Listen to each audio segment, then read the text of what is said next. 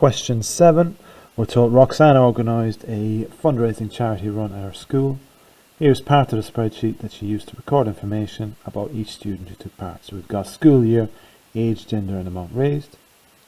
Circle the variable from the list below that is qualitative. So if it's qualitative, we can count it, but we can't measure it.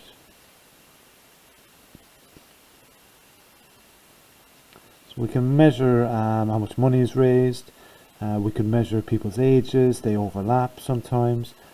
Qualitative, what is qualitative though is the gender. So we can count how many females, we can count how many males, but we can't measure whether you're female or male. So gender will be our qualitative data. Give 2 reasons why the data in the spreadsheet needs to be cleaned before it can be processed. So 2 reasons, 2 marks. First mark, you look at the amount raised. There's a problem with this. I've got pounds, I got nothing, I've got pounds 50, I've got and pence here. So amount raised needs to be a consistent unit. So for example there, e.g. we would want 940.00, not just 940. It's got to have units to it and it's got to be consistent as well. Second point we could use here, same point really. If you look at age, it's in years and days, it's in years and months, it's in years and weeks as well, etc. So age needs to be a consistent unit, because if we want to use this on a computer, on a spreadsheet, it needs to have the same units every time, so that when we add or multiply or whatever we do with it, that it is accurate when it does it, and it's able to do it too. So e.g. 13 years 9 months, I think I'd rather have that is 13.75. that's 3/4 of a year, 9 months. And you do the same then with the weeks, with the other months, etc., and the days, but it needs to be something consistent. Explain whether or not using a spreadsheet to process information is appropriate. Yes, it is. You do always need to back this up with a reason. So yes, it is, because it will be easier to calculate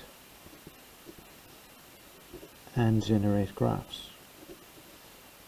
So on a spreadsheet, for example, an Excel spreadsheet, you put the data into it, write some formulas, it will do the calculations for you, and it will also generate some graphs too, like bar charts, pie charts, etc., etc.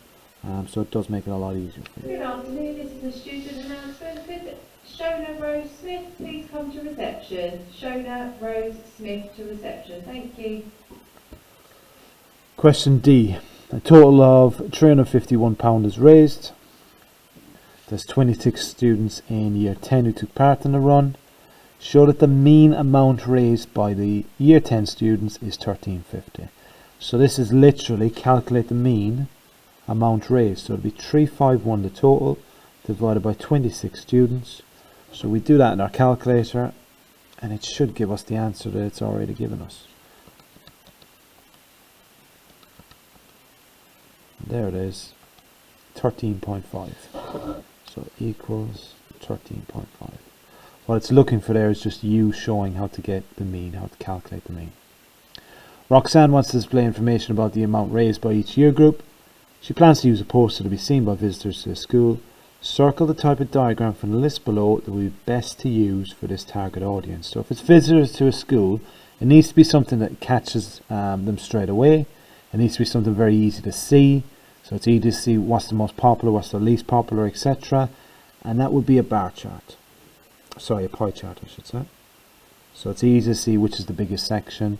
I don't need to read off any numbers, etc. It's very clear to understand. So pie chart on that question.